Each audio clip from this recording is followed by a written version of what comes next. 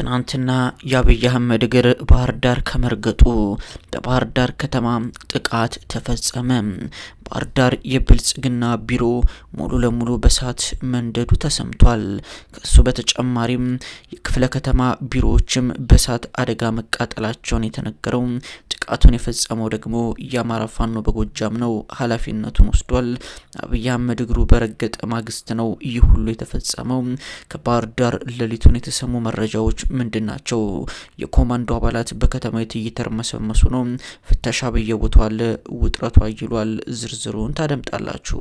በቋሪት አካባቢ ዳግም ውጊያ ተቀሰቀሰ። የመንግስት ኃይሎች ቋሪትን ዳግም ለመቆጣጠር ከፋኖ አባላት ጋር ብር አዳማ በተባለ ቦታ እየተዋጉ ነው ተብሏል። ታደምጡታላችሁ። በወልዲያና አካባቢው ዛሬም ውጊያው ለአራተኛ ቀን እንደቀጠለ ነው።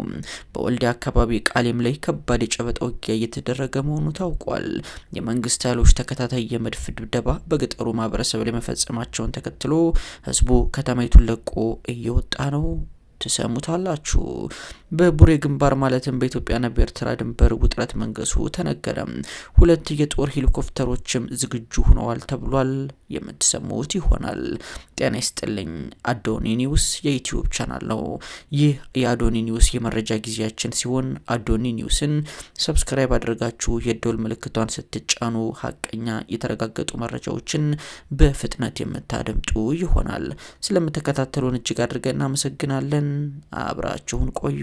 በኢትዮጵያና በኤርትራ መካከል የነገሰው ፖለቲካዊና ወታደራዊ ውጥረት አሁንም እንደቀጠለ ነው ተብሏል። በአፋር በኩል በቡሬ ግንባር ከፍተኛ ፍጥጫ መንገሱን ነው ምንጮች የገለጹት። የኢትዮጵያ መንግስት የቀድሞ ምሽጎችን እያደሰ ስለመሆኑ የሳተላይት ምስሎች ያሳያሉ ሲል ነው አንድ የመረጃ ምንጫችን የገለጸው። በዚህ ግንባር ሙሳ አሊ አካባቢ ወታደራዊ ሄሊኮፕተሮች መታየታቸውንም ምንጫችን ገልጿል።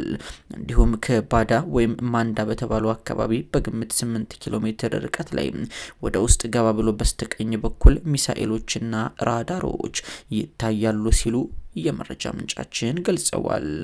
በአልዳሃር አየር ማረፊያ 2 ሄሊኮፕተሮች ይታያሉ። ባህር ዳር አየር ማረፊያ ደግሞ በጣም በርካታ ተዋጊ ጀቶች ይታያሉ በማለት ነው የሳተላይት ምስሎችን ዋቢ አድርጎ የመረጃ ምንጭ የገለጸው። የብልጽግናው መንግስት በኤርትራ በአማራና በትግራይ ህዝብ ላይ ጦርነት ይጀምራል ተብሎ እንደሚገመትም ምንጩ የገለጹት ሲሆን በተለይ በአማራ ክልል እየተደረገ ያለውን ውጊያ በማቆም በትግራይና በኤርትራ ላይ ውጊያ ሊከፍ እንደሚችል ስጋታቸውን አስቀምጠዋል። የኤርትራ መንግስትን በበኩሉ ኃይል ማስጠጋቱንና የጦርነት ዝግጅት ማድረጉን እስካሁን እንዳላቆመ የመረጃ ምንጮቻችን ሹክ ብለዋል። ወደ ሀገር ውስጥ መረጃዎቻችን ስናቀና የኢትዮጵያ ጠቅላይ ሚኒስትር አብይ አህመድ ትናንት ባህር ዳር መግባቱን ተከትሎ በባህር ዳር ከተማ ጥቃቶች ተፈጸሙ። አብይ አህመድ ተመስገን ጥሩነህና ዳንኤል ክብረትን አስከትሎ ባህር ዳር ገብቶ ባህር ዳር ሰላም ነች ለማለት በከተማዋ እንቅስቃሴ ሲያደርግ እንደነበር ተነግሯል። ይሁን እንጂ ትናንትና እኩለ ቀን ጀምሮ በኤርፖርቱ ወገልሳ አቅጣጫ ውጊያ የጀመሩት የፋኖ አባላት ሌሊቱን ደግሞ ሰርገው በመግባት በብልጽግና ቢሮዎች ላይ ጥቃት ፈጽመዋል። ባህር ዳር የሚገኘው የብልጽግና ቢሮና 2 የክፍለ ከተማ ከንቲባ ቢሮ ህንጻዎችም ከመሸ በእሳት መቃጠላቸውን ለማወቅ ተችሏል። በእሳት የተቃጠሉትም በተወረወሩ ቦምቦችና ፈንጂዎች እንደሆኑ የመረጃ ምንጫችን ገልጸዋል። ለነዚህ 3 ጥቃቶች የአማራ ፋኖ በጎጃም ሙሉ ለሙሉ ኃላፊነቱን የወሰደ ሲሆን ጠቅላይ ሚኒስትር አብይ አህመድም በፍጥነት ባህር ዳር ለቀው ስለመውጣታቸው ተሰምቷል።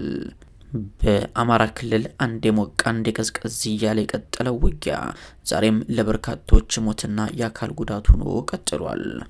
በወልዲያና አካባቢው ጠንካራ ውጊያ እየተደረገ 4ኛ ቀኑን ያስቆጠረ ሲሆን አብይ አህመድ በዚሁ ቀጠና በርካታ ውጊያዎች እንዲቀጥሉ ተጨማሪ ሰራዊቶችን እያስገባ እንደሆነ ተነግሯል። በተለይም ከሼህ አላሙዲን ስታዲየም ወደ መርጦ ወደ ስሪንቃና ወደ ተለያዩ አቅጣጫዎች የሚተኩሱ የመድፍ ድብደባዎች በርካታ ህዝብን እየጨረሱ ነው ተብሏል። በተከታታይ ለ6 ሰዓታት ያክል በመድፍ ሲደበደብ የነበረው የወልዲያና የአካባቢው ማህበረሰብ በአሁን ሰዓት ላይ ከብቶችን ይዞ መርጦ ኢየሱስ ቤተክርስቲያን እንደተጠለለ ለማወቅ ተችሏል። በዚህ የተበሳጩት የፋኖ አባላት ከመንግስት ወታደሮች ላይ በቃሊም በኩል የጨበጣ ውጊያ እንዳደረጉ ነው የተነገረው። ከትናንትና በስቲያ በስሪንቃ ላይም እንዲሁ ከባድ የጨበጣ ውጊያ ስለመደረጉ የተነገረ ሲሆን በስፍራው ያለፉት አንድ የእስልምና እምነት ተከታይ የመረጃ ምንጫችን ወላሂ ላዚም ትናንትናና ከትናንት በስቲያ በነበረው ውጊያ ስሪንቃ ላይ የሞተውን ሚሊሻና መከላከያ ሬሳው እስካሁን ድረስ አልተነሳም፣ እጅግ እልፍ ነው በማለት ምስክርነቱን ሰጥቷል። በፋኖ በኩል ስለደረሰው ጉዳት ስንጠይቃቸው ያወቁት ነገር እንደሌለ ነው የገለጹት። በዚሁ ቀጠና ዛሬም ውጊያዎች የቀጠሉ ሲሆን የወልዲያ ዙሪያ ማህበረሰብ አካባቢውን ለቆ ወደ አንድ ቤተክርስቲያን ስለመሰባሰቡ ተነግሯል። ከወልዲያ ከተማ ከሼህ አላሙዲን ስቴዲየም የሚወረወሩ የመድፍ ቁምቡላዎች በገጠሪቱ ማህበረሰብ በስሪንቃና በመርጦ አካባቢ ላይ ለሚኖሩት ህዝቦች ከባድ ጉዳትን እያደረሰ ነው ተብሏል። የፋኖ ኃይሎችም ወደ ከተማ የተለያዩ አቅጣጫዎች እየተጠጉ ስለመሆናቸው ነው መረጃዎች የሚያሳዩት። በሌላ መረጃ በጎጃም ቋሪትን ለመያዝ ከአዴት የተንቀሳቀሰው ያገዛዙ 59ኛ ክፍለ ጦር በአዳማ ላይ ከፍተኛ የሆነ ውጊያ እንደገጠመው ተነገረ።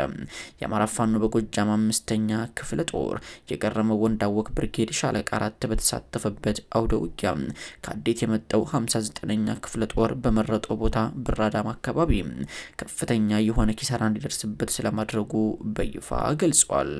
በተደረገው ውጊያ በሁለቱም አካላት ላይ ጉዳት የደረሰ ሲሆን በተለይም በመንግስት ወታደሮች ላይ ግን ጠንከር ያለ ጉዳት ተመዝግቧል ተብሏል። በገነት አቦ አካባቢ ያለው የብልጽግና የሰራዊት ቡድን ከፋኖ ጋር በነበረው ፍጥጫ ያለምንም ውጊያ ውጥረት ነግሶ ውሏል ተብሏል። ውጥረቱ አሁንም እየቀጠለ ሲሆን ውጊያ ግን ባልተገመተ ሰዓት እንደሚቀሰቀስ ነው ምንጮች የገለጹት። ለዛሬ አበቃን። በሰላም ቆዩ።